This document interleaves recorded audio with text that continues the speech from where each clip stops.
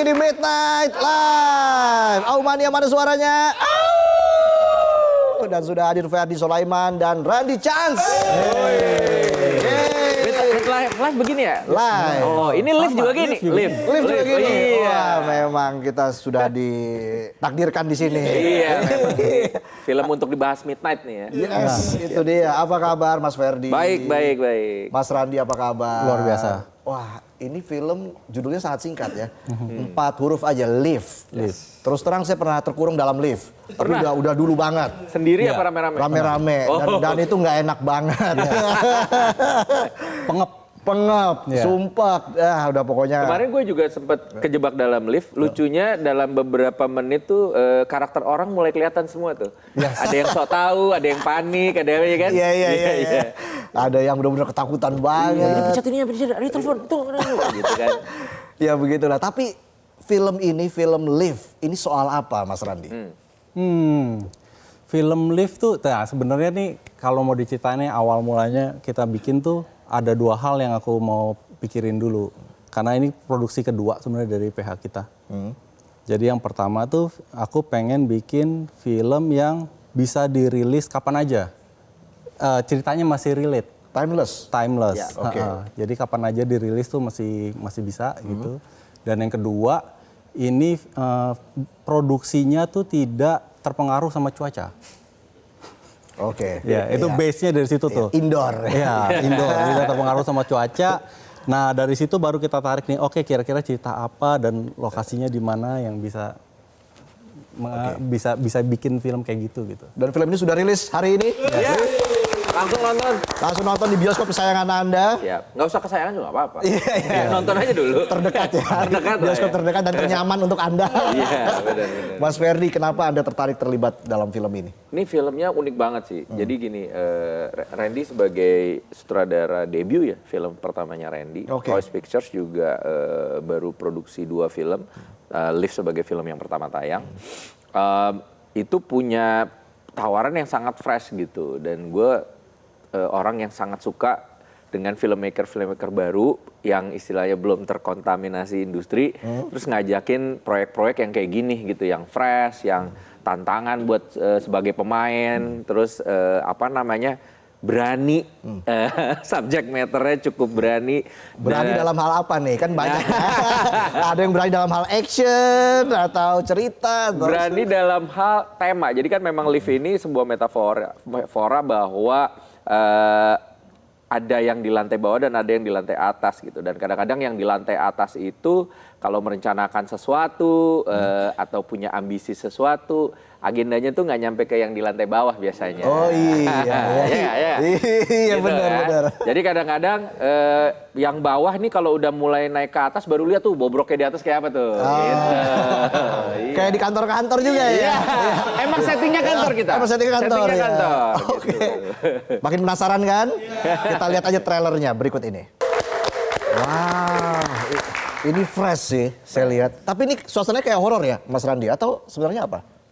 Ini tuh kita bilangnya psychological drama sih. Psychological drama. Ya. Oke. Kenapa harus psychological drama? Apakah segmen ini bisa masuk di industri perfilman Indonesia? Aku rasa sih sekarang penonton kita udah pada pinter-pinter ya. Oke. Jadi kayaknya sudah siap harusnya dapat subgenre yang lebih variatif gitu. Ya. Dan dari tes kita nobar dan premier kemarin, ini bukan drama psikologi yang kayak nonton harus mikir gitu, bingung gitu. Enggak, malah kita ngelihat reaksi penonton tuh kayak nonton film horor gitu. Padat gitu reaksinya, ntar teriak, ntar ketawa, ntar tegang, ntar hening, shock dan segala macam. Jadi lumayan sebenarnya tontonannya ringan. Tapi bukan film ringan gitu. Iya. Kayak masuk wahana ya? Kayak masuk wahana, bener. Kayak masuk wahana. Iya, Oke, jadi bener. padat tuh selama sekitar 100 menit ya. Iya. 100 menit penonton dibawa ketakutan, ketawa. Penasaran, tegang, terus ada satu titik di film yang kita tes di semua screening, itu pasti itu langsung shock, hening kayak bener-bener pada mukanya bengong gitu kayak kita kalau pas adegan itu di layar kita lihat reaksi penonton tuh selalu gitu. Tadi juga ada kata-kata dari Mas Ferdi kan sebagai Hansen ya. Yes. penguasa adalah tukang kayunya. Iya, iya. Jadi dijapu saya nih. Aduh. Jadi sebenarnya film ini tuh mengangkat soal apa? Apakah memang soal negara kita kah atau negara yang lain atau seperti apa nih Mas Ferdi? Jadi memang kalau misalnya secara surface-nya dulu ya, biar aman ya saya ya. Tenang, aman sih, lucu nggak lucu yang penting aman. Jadi memang Hansen di sini adalah CEO baru dari PT Jamsalen yang adalah developer atau kontraktor yang bekerja sama dengan pemerintah yang tadi diperankan oleh Tegar Satria. Kebetulan nama Tegar di situ Joko karakternya. Oh, jadi nyafu lagi saya. Dan berbicara soal pembangunan di sebuah area yang akan menjadi ibu kota baru. Jadi nyafu lagi saya. Aduh, saya mau lari nih sebenarnya. Nyapu ini susah banget ya. Nah, kebetulan saya dulu anak dari tukang kayu. Oke. Gitu, jadi saya gunakan metafora itu kepada si pejabat ini yang lagi negosiasi lah ceritanya bahwa negara itu kan kayu. Kalau misalnya penguasa tukang kayunya tapi tetap butuh pisaunya, yaitu pengusaha gitu. Dan kalau misalnya si tukang kayu ini nggak hati-hati, pisau juga bisa melukai tukang kayu gitu istilahnya. Dieksekusi sama si Joko tadi kan? Iya. Maksudnya Joko pemeran itu tadi. Iya, Gitu. Joko yang tadi, betul. Iya. Ini produksinya kapan sih Mas Randi? 2024 kita produksi. Ya. Oh 2 tahun lalu ya? 2 tahun lalu. Kenapa baru ditayangkan tahun ini Mas Randi? Karena paling relevan nggak sih? Bukan? Iya juga sih. Agak ketan kalau nggak ya. Iya, Iya belum juga sih, rame Mas. kalau 2025 belum rame.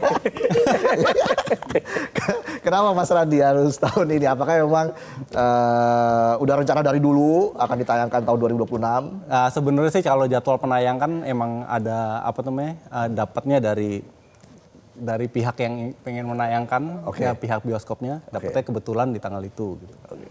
Oke. Jadinya blessing in disguise. Blessing in disguise. Iya, dan momennya pas ya Mas Ferdi ya kalau dilihat pas ya banget, tahun pas ini. Iya. Karena tadi relate banget. Iya, banyak yang ini sama tukang kayu soalnya. Kayak penonton Indonesia banyak yang sensitif sama tukang kayu. Iya, iya, iya. Aduh, saya juga deg-degan ini. Iya, iya. Aduh, ini bukan kayu beneran lagi. Mas Randi gimana membangun karakter setiap pemain di sini dan bagaimana? Mas Randi deh, pendapat Mas Randi soal Mas Ferdi. Waktu bikin cerita awal tuh kan emang dari aku inisiasinya. Terus aku assign Arya Gardadipura, Sinekrip, itu untuk nulis skrip. Nah dia tuh sistemnya tuh bikin plot dulu biasanya. Plot ceritanya dari depan sampai belakang, rough, kurang lebih kayak gimana. Nah dari situ balik ke aku yang bikin karakternya. Jadi aku bikin Hansen seperti apa, terus Doris, Dani seperti apa, terus Ismi Melinda sebagai Linda juga seperti salah satu tuh aku bikin. Nah pas lagi bikin itu emang dari awal kebayangnya yang jadi Hansen itu ya nggak ada lain nggak bukan harus Ferdi. Gitu. Oke. Ketemu di tempat fotokopi nih kalau baca. Iya benar, udah harus nggak. Lo pernah ketemu dulu ya? Iya benar. Lepas syuting gue nggak tahu. Lagi buka kelas acting. Iya. Buka kelas acting ini ngeprint brosur kayaknya. Awal-awal gue buka kelas acting awal-awal banget tuh. Dan seharusnya bukankah ke depan harusnya banyak film-film seperti ini dong? Harusnya. Industri film Indonesia. Mudah-mudahan kalau teman-teman penonton Indonesia responnya bagus, mereka kan banyak tuh yang kayak suka di sosial media bilang film Indonesia gitu-gitu aja, horor lagi. Silahkan nonton ini gitu. Karena kalau misalnya kalian suka, nanti bakal banyak lagi yang dibuat yang fresh-fresh kayak gini gitu. Iya. Membuat kita berpikir tadi tetap dapat sensasi menontonnya dan sebagainya. Mas Randi, pastinya setuju dong ke depan akan ada proyek-proyek seperti ini lagi. Oh iya dong, harus. Iya. Apa yang membuat Mas Randi akhirnya tergerak begitu untuk membuat proyek seperti ini yang tidak hanya menghibur tapi juga mendidik kan? Ya, sebenarnya balik ke diri sendiri juga sih ya. Aku suka juga dengan film seperti ini, jenis seperti ini. Jadi aku mencoba bikin film yang aku sendiri juga pengen tonton gitu. Iya, bisa dinikmati sendiri ya. Ya. Oke. Tapi apakah genre thriller masih mendapat tempat di penonton Indonesia, Mas Ferdi? Nah, ini sebenarnya kan orang di belakangnya salah satunya adalah Mas Toro. Mas Toro itu produsernya dari The Raid.